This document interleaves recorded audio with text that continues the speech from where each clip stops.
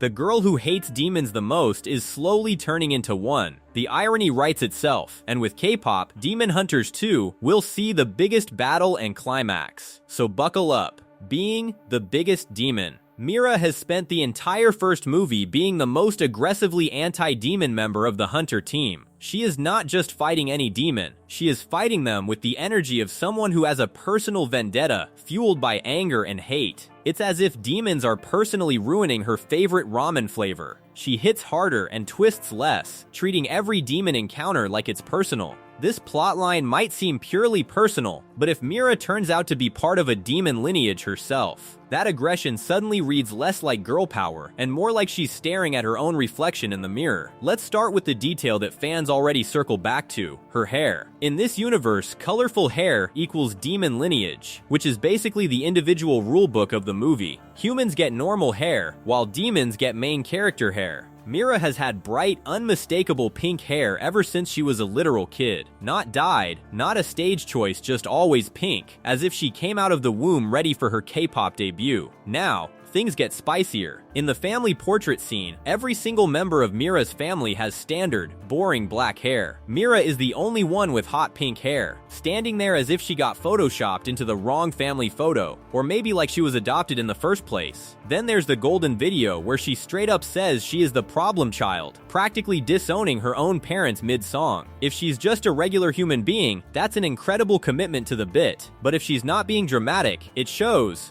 If the show is quietly telling us she was adopted and her actual biological family is tangled up in something more demonic, this reframes her whole personality. She's not just tough, she's been overcompensating her entire life without even knowing why. Okay, if this theory alone has you sitting up straight, imagine what's coming next. Subscribe now, because we've got receipts on top of receipts, all about Mira being the demon and her big reveal in the next movie. Now, back to the video. Mira and the demon world. Let's sit with all of the pieces in our hands now. Most fan theories talk about what if Mira is a demon, but they never ask the much scarier follow-up question: what happens when Mira finds out?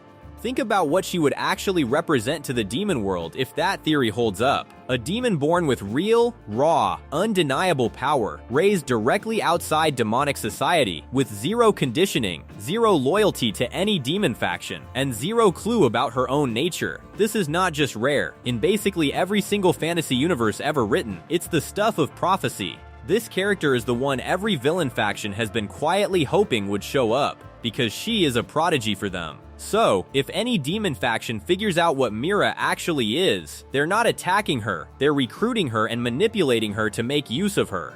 Imagine a demon leader sitting Mira down and explaining her own childhood back to her better than she ever understood it herself. Every confused memory, every time her family looked down at her or looked at her a little differently, every fight she's ever had that went a little too hard and couldn't be explained, and then offering her a place that is safer than anything she has ever known, without making her feel like she's too much. That's easily one of the most emotionally dangerous scenes this franchise could ever write, because, for the first time in her life, someone is offering Mira a family that isn't scared of what she is. The amount of chaos that would follow next would be even scarier, shaking the whole world. The demonic reveal.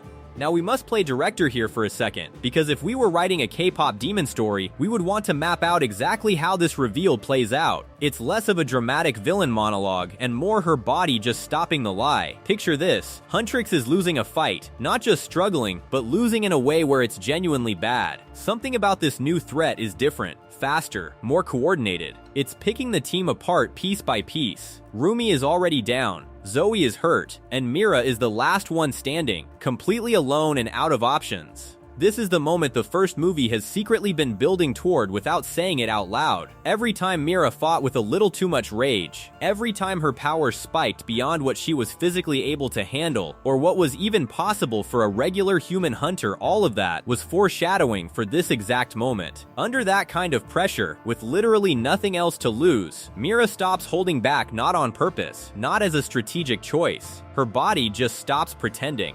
All at once.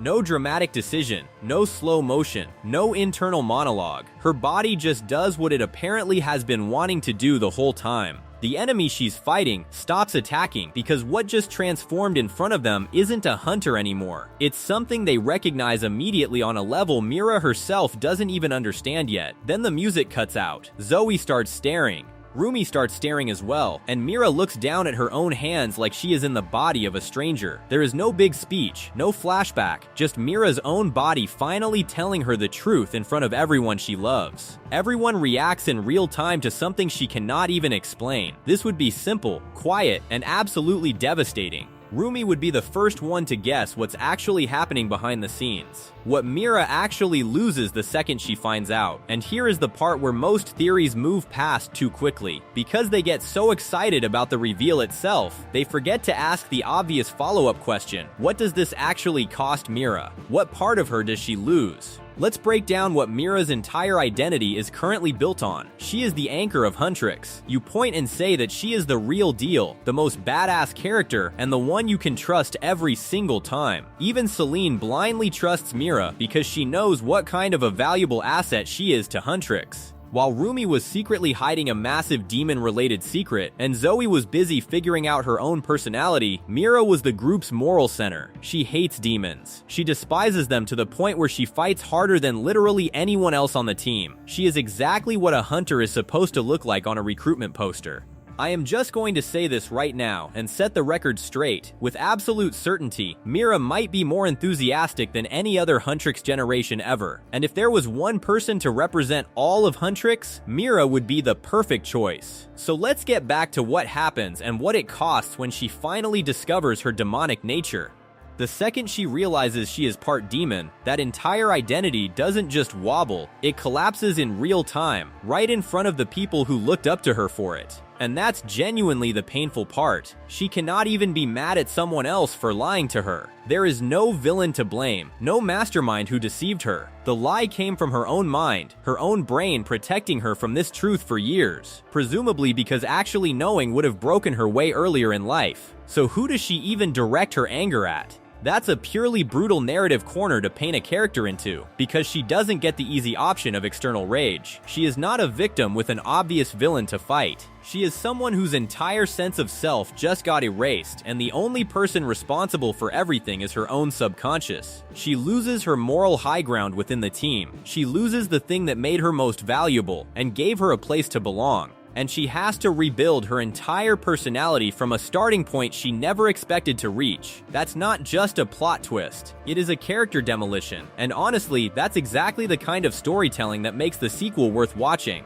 Who spills the secret? Here's the question the fandom hasn't fully cracked yet. Who actually triggers Mira's discovery? It's not going to happen randomly. She won't just sit alone one night, feel weird, and turn into a demon. Good storytelling requires a catalyst. There are exactly 3 characters who could detonate that bomb. First, consider Zoe. As Mira's best friend, they've shared countless moments, locker rooms, tour buses, late-night snack runs, and crisis moments from the first movie. If anyone noticed something unusual about Mira, a flash of an unusual color, a wound healing suspiciously fast, or a weird flicker in her eyes, it would likely be Zoe. The gut-wrenching version of this theory is that Zoe probably already suspects something, but is too scared to say it out loud, because acknowledging it makes it undeniably real. If Zoe confronts Mira directly, it would be the most emotionally devastating scenario, because Mira wouldn't feel betrayed by a stranger or an enemy, she would feel betrayed by a friend. The second option is Celine. Throughout the first movie, Celine managed a massive secret, Rumi's demon heritage. However, she missed Mira's truth. Her reaction wouldn't just be shock, it would be a deep professional failure level shame. Discovering Mira's secret first might lead Celine to hide it again, out of fondness for Mira and a desire to protect her from demons. This creates a new level of tension. Celine now has leverage over Mira, who values control over everything else in her life.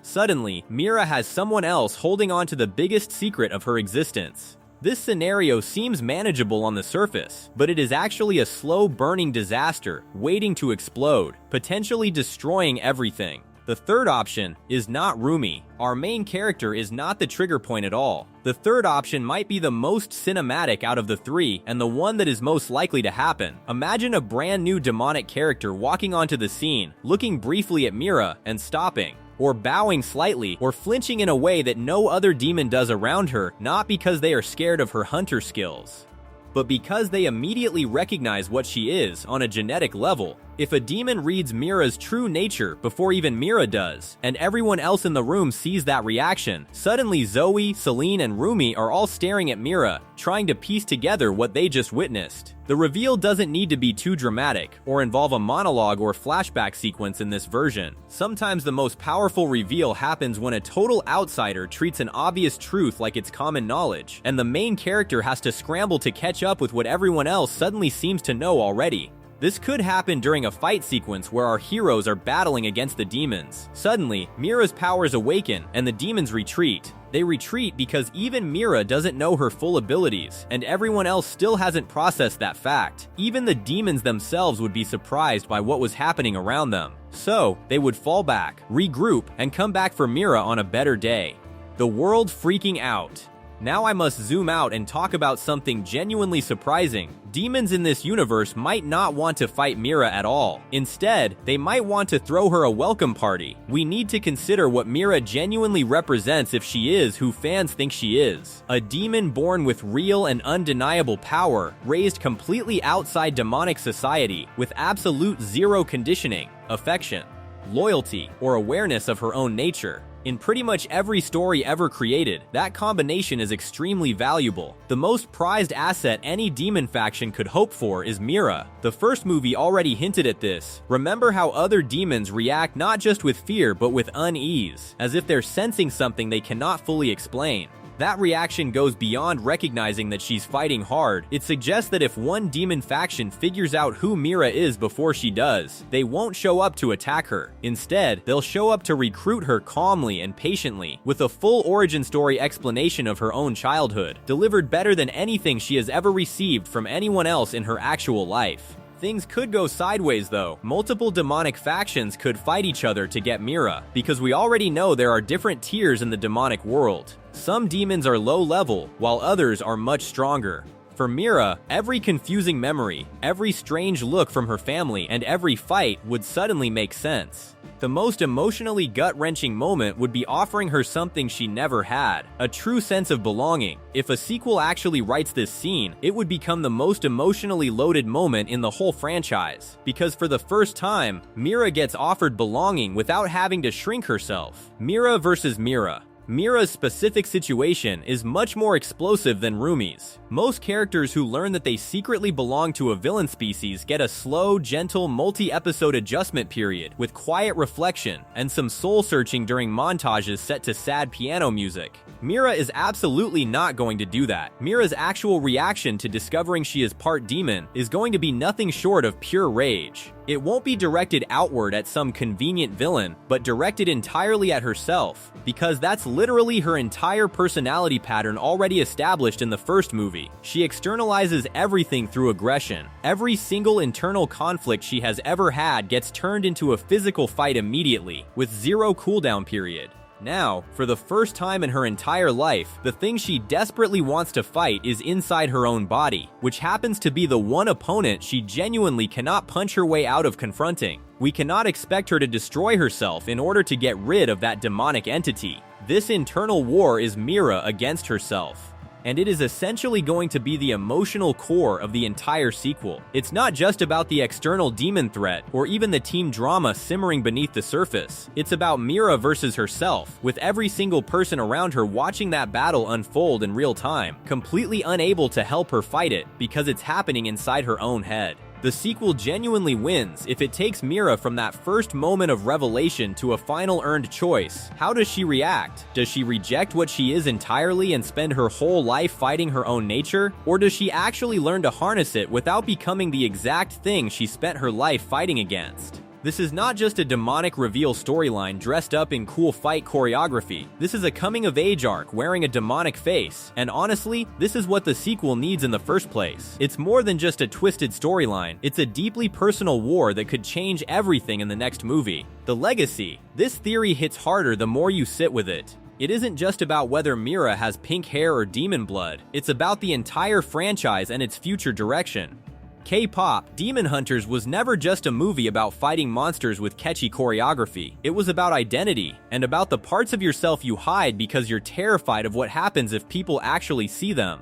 Rumi spent the first movie hiding her demonic heritage out of fear. Zoe spent it figuring out who she is underneath the group dynamic. If Mira spends this sequel discovering she is the very thing she hated the most the entire time, it won't be a random cheap twist added for shock value. That's the emotional core of the entire franchise, handed to the one character nobody saw coming. And honestly, what would make this a great sequel is that there are no cheap gimmicks or bigger villains with scarier names needed, just a straightforward emotional punch that recontextualizes everything you already know about a character you loved in the first place. Every time Mira snapped at someone, every time she trained a little too hard, every time she looked at a demon like it personally wronged her, all of it means something completely different the second this reveal actually happens. So, will K-pop Demon Hunters go there? Nobody outside the writer's room knows for sure. But if the sequel is smart, and every clue planted in the first movie suggests it will be, Mira's story isn't going to be about just fighting a demon anymore. It's about becoming a whole new layer of storytelling. Drop your predictions down below. Do you think Mira will discover this side of her, or not?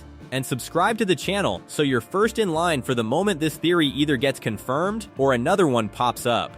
See you next time.